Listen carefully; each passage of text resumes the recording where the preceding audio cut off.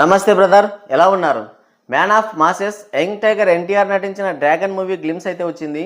దేవర లాంటి ఒక average film తర్వాత వార్ 2 లాంటి ఒక అల్ట్రా ప్రోమాక్స్ డిజాస్టర్ తర్వాత వస్తున్న సినిమా కావడంతో ఈ డ్రాగన్ మూవీ పైన ఎన్నో అనుమానాలు అయితే ఉండేవి. అంటే దేవర సినిమా కంటెంట్ వైజ్ చూసుకుంటే యావరేజ్, సో కమర్షియల్గా చూసుకుంటే బ్లాక్ బస్టర్ అని చెప్పాలి. కానీ కంటెంట్ వైజ్గా చూసుకుంటే మాత్రం యావరేజ్ అని చెప్పాలి. సినిమాలో చాలా లూప్ హోల్స్ ఉన్నాయి, మనం వెతుక్కుంటూ వెళ్తే మనకే పిచ్చిలేస్తుంది. అలాంటి ఒక లూప్ హోల్స్ అయితే ఉన్నాయి సినిమాలో. కంటెంట్ కూడా చాలా యావరేజ్గా ఉంటుంది. కానీ దేవరాజ్ సినిమా ఎన్టీఆర్ యొక్క మాస్ ఇమేజ్తో మాత్రమే సినిమా అయితే గట్టెక్కింది. సినిమాకి మిక్స్డ్ టాక్ స్ప్రెడ్ చేసినా, తర్వాత నెగిటివిటీ స్ప్రెడ్ చేసినా, విపరీతంగా ట్రోల్ చేసినా, కానీ సినిమా మాత్రం కమర్షియల్గా అయితే బాక్సాఫీస్ దగ్గర 600 కోట్లతో యునానిమస్ బ్లాక్ బస్టర్ హిట్ అయితే అయింది. ఆ తర్వాత వచ్చిన వార్ 2తోనే అసలు సమస్య. అసలు వార్ 2 లాంటి ఒక సైడ్ రోలు, విలన్ రోలు ఎన్టీఆర్ చేయాల్సిన అవసరం లేదు. తన మాస్ ఇమేజ్తో పోల్చుకుంటే వార్ 2 సినిమా అనేది ఒక జూజిబి. అసలు ఎందుకని వార్ 2 సినిమా చేశాడో ఎన్టీఆర్కైనా అర్థమవుతుందో లేదో తెలీదు. సో వార్ 2 సినిమా చేసేదానికన్నా ఆయన కంప్లీట్గా సినిమాలో ఆపేసినా బాగుండేది. అలాంటి ఒక దరిద్రమైన సినిమా వార్ 2. ఫస్ట్ హాఫ్ వరకు ఎన్టీఆర్ యొక్క మేనరిజమ్స్తో, ఆయన డైలాగ్స్తో, ఆయన చేసే ఒక సీరియస్ కామెడీతో కొంచెం పర్వాలేదు అనిపిస్తుంది. కానీ అసలు సమస్య అంతా సెకండ్ హాఫ్లోనే. ఫస్ట్ హాఫ్ వరకు ఒక రేంజ్లో ఉంటాడు ఎన్టీఆర్, కానీ సెకండ్ హాఫ్కి వచ్చేసరికి డౌన్ అవుతూ విలన్గా కనిపించి లాస్ట్కు సైడ్ రోల్ క్యారెక్టర్లో కనిపిస్తాడు. అదే సినిమాకు బిగ్గెస్ట్ మైనస్ అని చెప్పొచ్చు. దానికి తోడు ఆ డైరెక్టర్ యొక్క టేకింగ్ అండ్ మేకింగ్, ఆ డైరెక్షన్, ఆ స్క్రీన్ ప్లే అయితే బాబోయ్ నీరసం వచ్చింది. ఫస్ట్ హాఫ్ వరకు ఈలలు కేకలేసిన ఫ్యాన్స్ సెకండ్ హాఫ్లో కిక్కురు మనకుండా కూర్చున్నారు. నిజంగా చుక్కలు చూపించాడని చెప్పాలి. నా దరిద్రానికి నేను కూడా బెనిఫిట్ షోకే వెళ్ళి చచ్చాను. 500 టికెట్ రేట్ పెట్టి సినిమాకి వెళ్తే చుక్కలు కనిపించాయనే చెప్పాలి. సో వార్ 2 సినిమా అయితే ఎన్టీఆర్ తన కెరియర్లో చేయాల్సిన సినిమా కాదు, ఒక వరస్ట్ సినిమా. నరసింహుడు, శక్తి లాంటి అల్ట్రా ప్రోమాక్స్ డిజాస్టర్ సినిమాల్ని మళ్ళీ చూడొచ్చు, కానీ వార్ 2 లాంటి సినిమాని మాత్రం అస్సలు యాక్సెప్ట్ చేయలేరు ఫ్యాన్స్తో సహా ఎవరైనా సరే. అలాంటి ఒక దరిద్రపు కొట్టు సినిమా వార్ 2. సో అలాంటి ఒక వార్ 2 సినిమా తర్వాత డ్రాగన్ సినిమా వస్తుండడంతో ఈ సినిమా పైన ఎన్నో రకాల డౌట్స్. దానికి తోడు సోషల్ మీడియాలో కూడా సినిమా ఆగిపోయింది. తర్వాత వచ్చేసి ఎన్టీఆర్ యొక్క ఆయన లుక్ చూస్తే కనుక బయట చాలా నీరసంగా, అసలు మొత్తం కూడా ఫేస్లో కళ అనేది లేదు. ఎన్టీఆర్ ఎలా ఉంటాడంటే చెబ్బీ లుక్స్తో చాలా అంటే చాలా బాగుంటాడు. టెంపర్లో చూసుకున్న తర్వాత అరవింద సమేత, అంతేందుకు RRR దేవర వరకు చూసుకున్నా కూడా చాలా అంటే చాలా బాగుంటాడు. కానీ వార్ 2లో కూడా బాగానే ఉన్నాడు.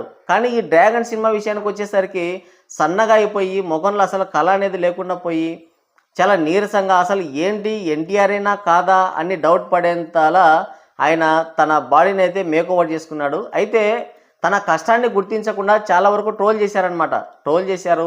ఆ క్యారెక్టర్కి సెట్ కాలేదు. తర్వాత డ్రాగన్ సినిమా షూటింగ్ అయితే ఆగిపోయింది. ఇలా రకరకాల నెగిటివిటీ ప్రచారాలు అయితే సోషల్ మీడియాలో చాలా జోరుగా జరిగాయి.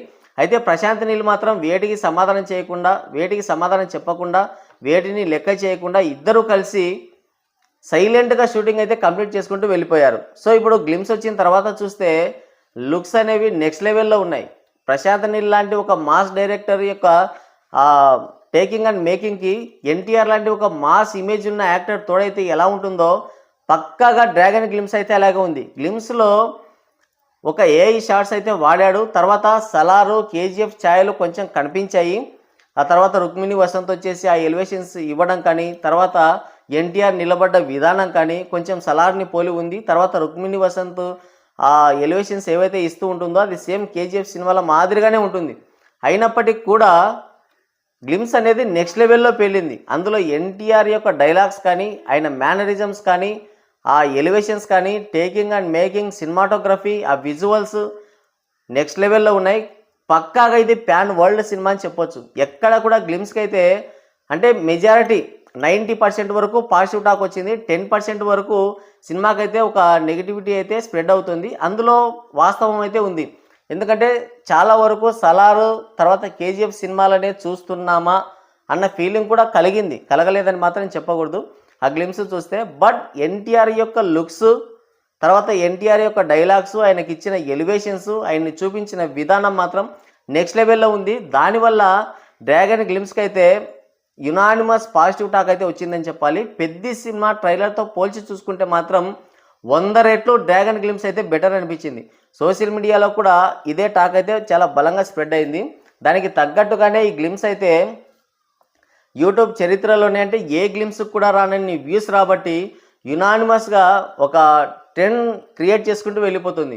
ఇప్పటికి చూసుకుంటే 120 మిలియన్లకి పైగా వ్యూస్ రాబట్టింది డ్రాగన్ మూవీ గ్లిమ్స్. ఇది మాత్రం చాలా ఒక పెద్ద రికార్డ్ అనే చెప్పాలి. ఈ మధ్య కాలంలో కాదు, చాలా వరకు రిలీజ్ చేసిన గ్లిమ్స్ ఏవి కూడా ఈ రేంజ్లో అయితే పర్ఫామ్ చేయలేదు. 120 మిలియన్లకు పైగా వ్యూస్ అంటే అన్ని భాషల్లో కలిపి, ఒక తెలుగులో మాత్రమే కాదు, హిందీ, తర్వాత కన్నడ, తమిళ్, కేరళ, మన తెలుగు, ఈ అన్ని భాషల్లో కలిపి ఈ సినిమాకైతే 120 మిలియన్లకు పైగా వ్యూస్ అయితే రాబట్టింది. ఇదైతే ఒక పెద్ద రికార్డ్ అని చెప్పాలి. అంటే సినిమా పైన ఉన్న హైప్కి నిదర్శనం అని చెప్పాలి. సినిమా పైన వాటు లాంటి ఒక అల్ట్రా ప్రోమాక్స్ డిజాస్టర్ తర్వాత వస్తున్న సినిమా కావడంతో దీనిపైన డౌట్స్ ఉండేవి. అయితే ఒక గ్లిమ్స్తోనే ఫుల్ క్లారిటీ వచ్చేసింది. 4.5 నిమిషాలున్న ఈ గ్లిమ్స్ మొత్తం కూడా ఎక్కడా కూడా బోర్ కొట్టకుండా, అసలు ఏంటి ఇది అని అనిపించకుండా చాలా ఎంగేజింగ్గా ప్రజెంట్ చేశాడు ప్రశాంత్ నీల్. ఆ స్టోరీని చూపించిన విధానం కానీ, సలార్కైతే అసలు వాడేవుడు, వీడెందుకు వచ్చాడు, వాడెందుకు వచ్చాడని ఇలా చూసుకోవడమే సరిపోయింది. దానివల్ల సినిమాకి అయితే ఒక మిక్స్డ్ టాక్ వచ్చింది. సినిమా మాత్రం నెక్స్ట్ లెవెల్లో ఉంటుంది. ప్రభాస్కి ఇచ్చిన ఎలివేషన్స్ కానీ, చూపించిన విధానం కానీ, ఆ మేకింగ్ అనేది ప్రశాంత్ నీల్ ఎలా అయితే మాస్ హీరోని చూపిస్తాడో దానికి మించి అయితే ఉంది సలార్ సినిమా. కానీ అందులో కన్ఫ్యూజన్, అసలు ఈడేవుడు, వాడేవుడు, వీడెందుకు వచ్చాడు, వాడెందుకు వచ్చాడు, అసలు ఏం జరుగుతుంది, ఈ కన్ఫ్యూజన్ అయితే ఉండేది. కానీ ఈ డ్రాగన్ మూవీ విషయానికి వస్తే మాత్రం స్టోరీని పూసగుచ్చినట్టుగా, పండు ఒలిచి చేతిలో పెట్టినట్టుగా స్టోరీ మొత్తాన్ని చెప్పేశాడు. 2 గ్రూపులు ఉంటాయి, హెరాయిన్ నమ్మే 2 గ్రూపులు 1947 కంటే ముందు. తర్వాత 1947లో బ్రిటిష్ వాళ్ళు స్వాతంత్రం ఇచ్చి వెళ్ళిపోయిన తర్వాత అవి 2 గ్రూపులుగా విడిపోతాయి. ఒకటి ఆఫ్ఘన్ ట్రేడింగ్ కంపెనీ, తర్వాత గోల్డెన్ ట్రేడింగ్ కంపెనీగా 2 విడిపోతాయి. సో ప్రజెంట్ చూపిస్తున్నదైతే ఆఫ్ఘన్ ట్రేడింగ్ కంపెనీలో ఎవరైతే దాన్ని రూల్ చేస్తూ ఉంటారో ఆయన గురించి మాత్రమే చూపించాడు.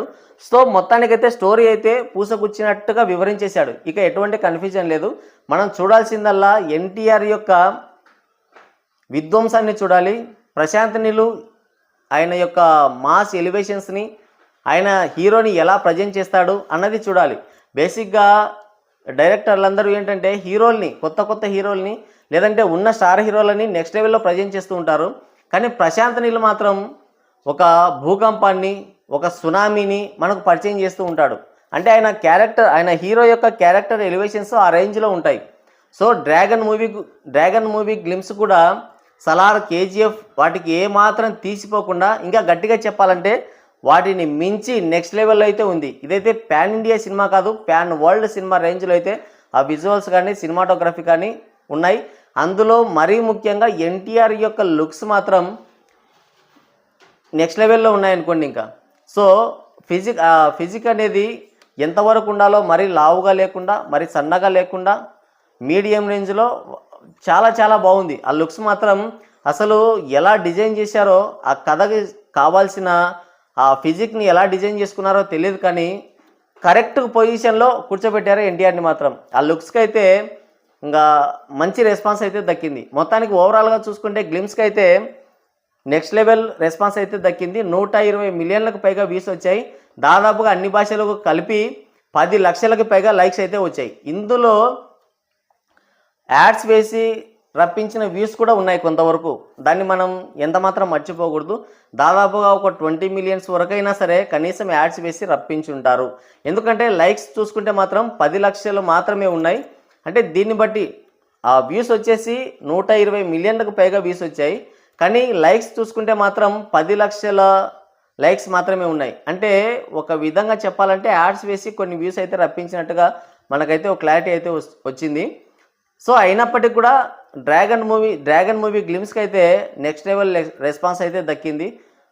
ఎన్టీఆర్ యొక్క డైలాగ్ డెలివరీ కానీ, విజువల్స్ కానీ, ప్రశాంత్ నీల్ యొక్క టేకింగ్ అండ్ మేకింగ్ కానీ నెక్స్ట్ లెవెల్లో ఉన్నాయి. మొత్తానికైతే గ్లిమ్స్కి అయితే మంచి రెస్పాన్స్ దక్కింది. మరి ఈ గ్లిమ్స్ 120 మిలియన్లకు పైగా వ్యూస్ రాబట్టడం పైన మీరేమనుకుంటున్నారు? కింద కామెంట్ చేయండి.